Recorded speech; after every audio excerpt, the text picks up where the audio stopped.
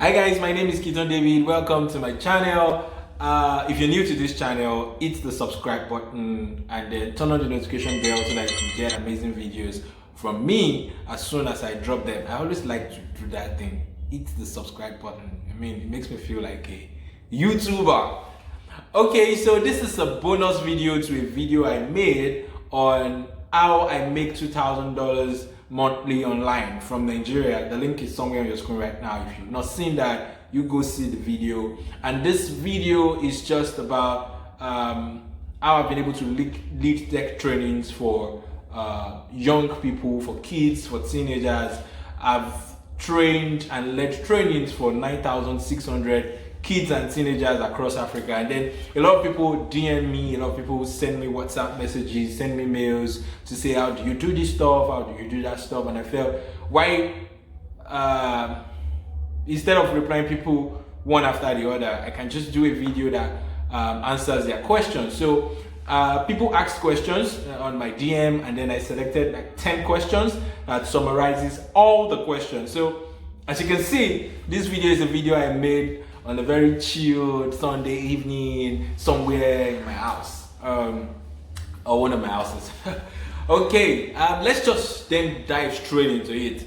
Always remember to share this video, share it with your friends, share it with your family, because you're definitely gonna learn a lot of stuff. I like to share my successes, I like to share my failures, I like to share my journeys, I like to share my mistakes, and nothing makes me share them better than questions. So these questions were not re-asked. Some of them are going to be surprising to me myself, but I picked 10 questions at random that I feel, answers what everybody wants to ask me, and then I'll be answering the questions, and I hope that when I'm done answering these questions, you understand the strategy, the mistakes, the tactics, the whatever I've used over the past 3 years to lead STEM trainings, tech trainings for teenagers and kids across Africa through my NGO, Information Technology Seed Development Initiative called SeedDEV, and working with all other NGOs, governments, and religious bodies, large corporations across the continent. Okay, so number one question is from Okene Elias. When and how did you start SeedDEV? Two questions in one. When and how did you start SeedDEV? I started SeedDEV in 2017. That's when I started SeedDEV. But I remember sometimes early 2016, myself and my partner, Banjo Mofesola Paul, talked about doing something to encourage young people to do tech. And this was our motivation. When you walk into an average secondary school or primary school and say, what do you want to become? The kids say they want to be doctors, lawyers, and engineers. Those are like the top 3 professions. And then we are of the opinion that a child can never want to become what he doesn't know. So why not let's go around and tell these people times are changing. There's a job like creative designer, there's visual designer, there's UX business analyst, there's a painter. I mean, those are great jobs right now. But these kids will never want to become it because they don't see people like that every day, and they think doctor, lawyers, and engineers are the biggest professions on the planet. So in 2016, a friend contacted me from Microsoft and said, would I like to volunteer for the Hour of Code? And then when myself and my team worked on the Hour of Code project, I felt this is like a good model we could work on. So in 2017, we incorporated SeedDEV, and then we started. Yeah. Next question is Tosin from Ibadan. For the past 3 years, you have been hosting, feeding, and training about 400 girls on the camp. Can you share how you have been able to manage this? By the way, this must have given you a lot of money. Okay. I run an NGO, and it's something I do out of love and passion. But on the training, feeding, hosting 400 girls in camp every year from 2017 to date, that's not me. I wouldn't take credit for that. That's BMO Foundation. So there's this NGO called BMO Empowered that trains girls every year, 400 girls on solar, on ICT. And then because of our track record and because of friends, relationships, we were opportune to lead trainings every year from 2017 to date on ICT. So we take the girls every day of their 14 days in camp on different skills, from desktop publishing to Microsoft Office to creative use of the computer, to Scratch, to Kodu, to introduction into object-oriented programming. And we've dealt with girls of 13 years, 17 years of age that have never touched any computing device. So because when I say desktop publishing, some of you are like, oh, that's archaic, kids already know how to move around systems. No, we are dealing with girls from different part of the project is Ondo State centric, so from different part of the 18 local governments in Ondo State, Nigeria. And then the way we teach is that we look at the person with the lowest exposure in class, and we try to approach each course, each subject from the girls' angle, strictly for girls. And that's what we've been doing every year. Thanks to Be More Empowered Foundation for giving us that opportunity. A lot of work they are doing. Next question is from Kano, Nigeria, and this is from Alima. How many volunteers do you have, and how were you able to get them? Last I checked, in the SeedDEV network, we have 150 volunteers.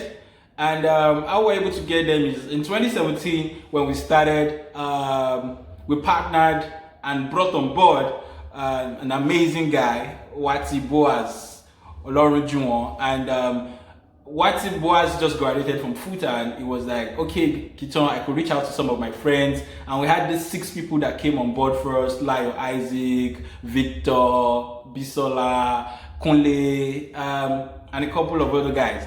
So these guys joined us, Toby Adeoye too. These guys joined us to lead the first training we did in the riverine areas of Ondo State, Nigeria, where we trained 2,500 kids over the course of 10 days.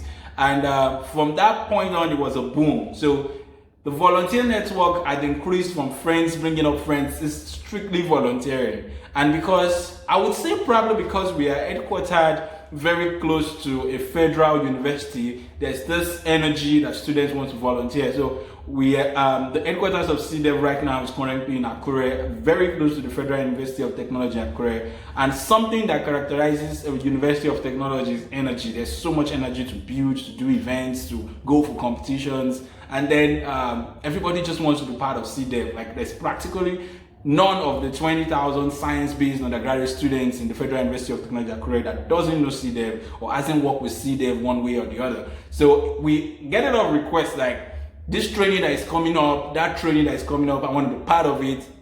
And then we onboard the volunteers and then take them through rules. When they have to travel, sometimes they don't have to travel. So it's a pretty great experience. It's overwhelming sometimes.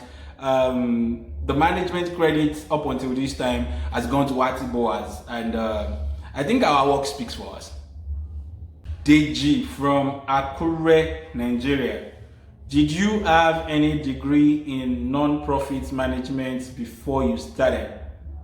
The basic answer is no, I didn't. But along the line, I enrolled for a certificate program in Lagos Business School, program titled Non-Profit Leadership and Management. It's a program where I got, it's sponsored by Ford Foundation, and then I was selected for this program based on my interest and then the work I had done in the non-profit space. So I didn't have a degree or an academic experience in non-profit management and leadership when I started. I just had a street experience volunteering for Nokia myself, and I was a Microsoft student partner when I was in the university, and all of these experiences that I brought to the table when I started SeedDEV, I was able to put structure to it when I attended the non-profit leadership and management program in Lagos Business School, which I attended in the second year after I started SeedDEV.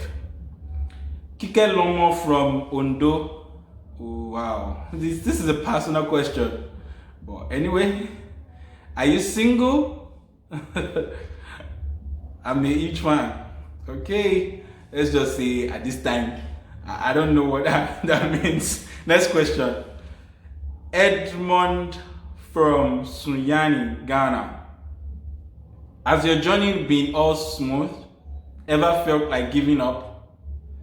Okay, ever felt like giving up? No. Felt like re-strategizing? Yes. Felt like closing some strategies, processes, plans, and starting some? Yes. Felt like tweaking a process a little? Yes, but not like giving up. Because when I started, I had big dreams. In 2017, when we started, we said in 3 years, we'll be training 1 million kids. I mean, it's 2020, it's the third year, and then we've reached 9,600 kids, way far from million. I mean, saying we were going to reach 1 million, I mean, I understood that it was not by numbers. Reaching 1 million is very easy. In this age of internet, I could do one program for kids and then put some money on Instagram, and we'll reach out to 1 million kids. But when you're doing non-profit, from your art, from the understanding, from the problem standpoint, you want to monitor, you want to evaluate. So yes, we've had to tweak a lot of processes around our goals, around volunteering, around funding, around management, around partnerships, but we've never changed our focus on digital literacy for the average young African.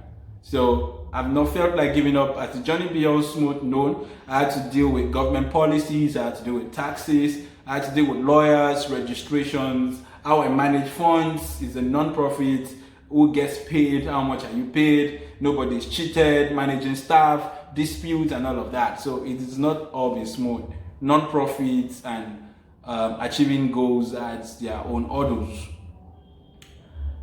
I hope I did justice to the question from Edmond from Ghana. Tunji from Ilorin. First, I must say that I love the SeedDEV style. There are so many shades of SeedDEV, the corporate, the hip-hop, and the other different moods and vibes. Okay, thank you. Please, how do you strike the balance? And how does your lifestyle affect your work and personal life?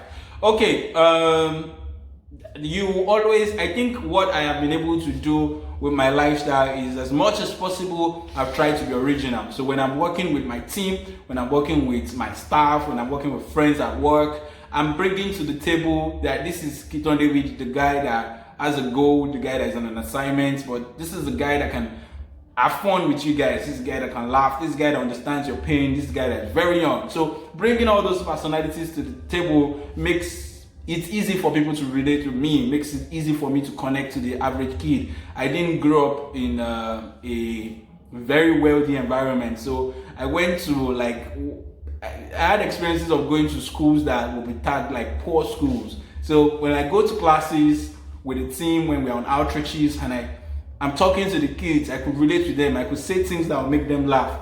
And then I think all of these personalities, if you can't bring them to the table to achieve your goal, then they are totally useless. So yeah, I am current, I like to dance, but of course I don't dance while I'm teaching. So I mean, it's just what it is, man.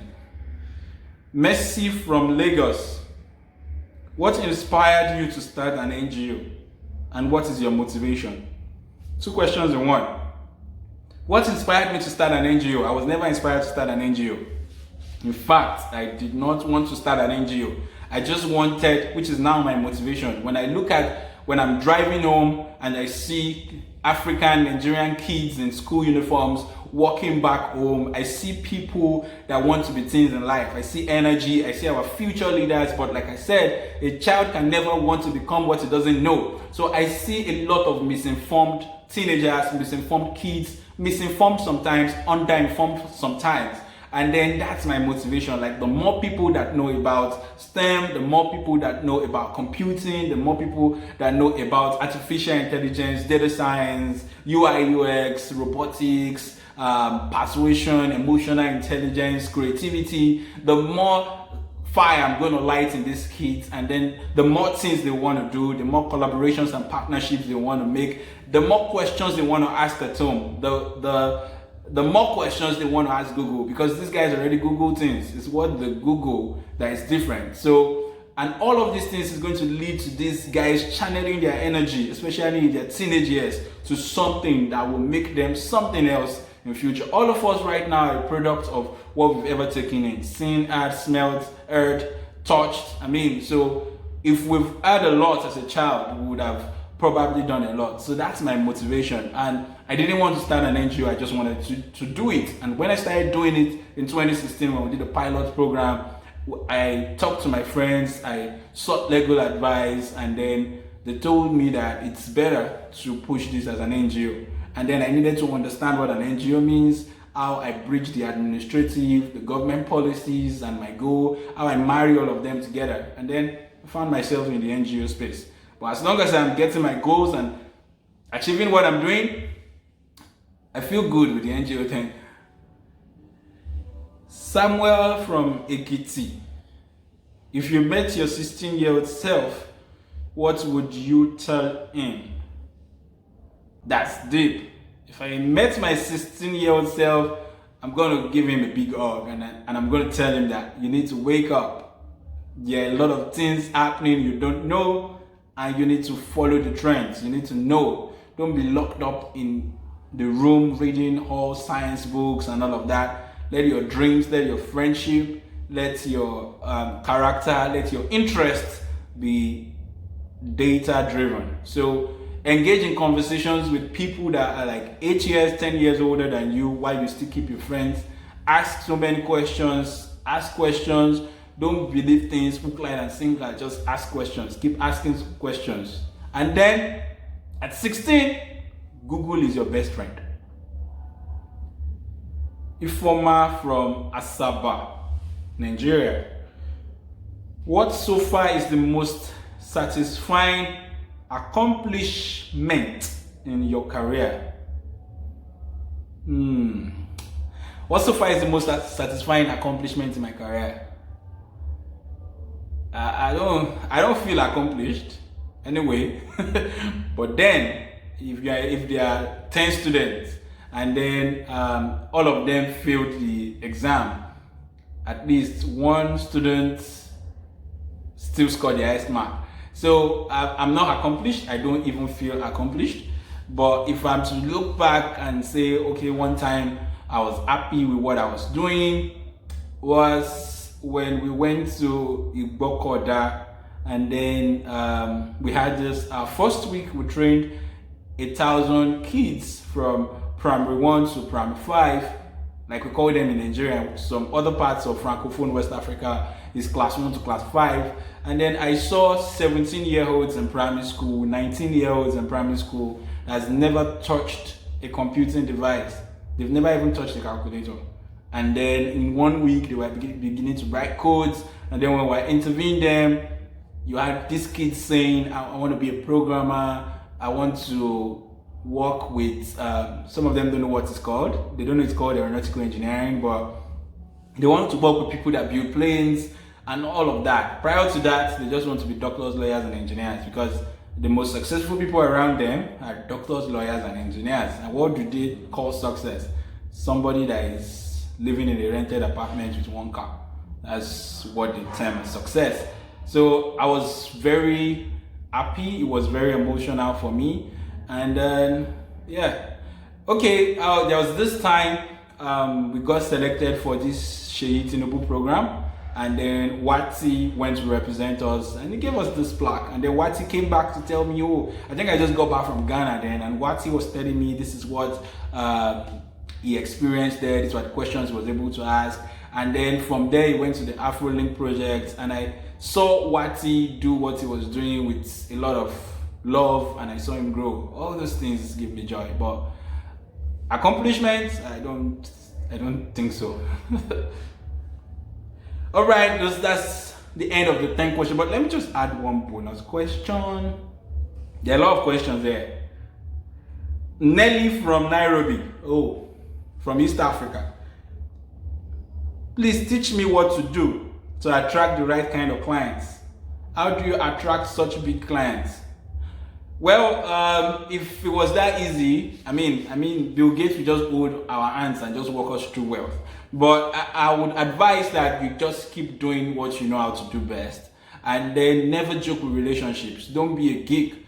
The world has past you being geeky around everything you're doing. You're just a geek, you want to do your stuff and all of that. So bring yourself to the table. Never be scared of yourself. If you are trying to lead any cause, if you're trying to train a lot of people, if you're trying to fight for some kind of rights, why people know you for that, don't be scared to bring to the table that I am Kitan David, the songwriter, I am Kitan David, the dancer, I am Kitan David, the writer, I'm Kitan David, the guy that knows how to play games, video games. So when you bring all of this to the table, you attract the right set of people, because when you will always meet people every day. Even if you are doing nothing, you will meet people. So when you meet people, all corporate and all that, say, hi, I'm Kitan David, I'm leading digital trainings in Africa. I'm an advocate for digital literacy, especially for girls in sub-Saharan Africa. And that's all we talk about. The person you're talking to is an human being too.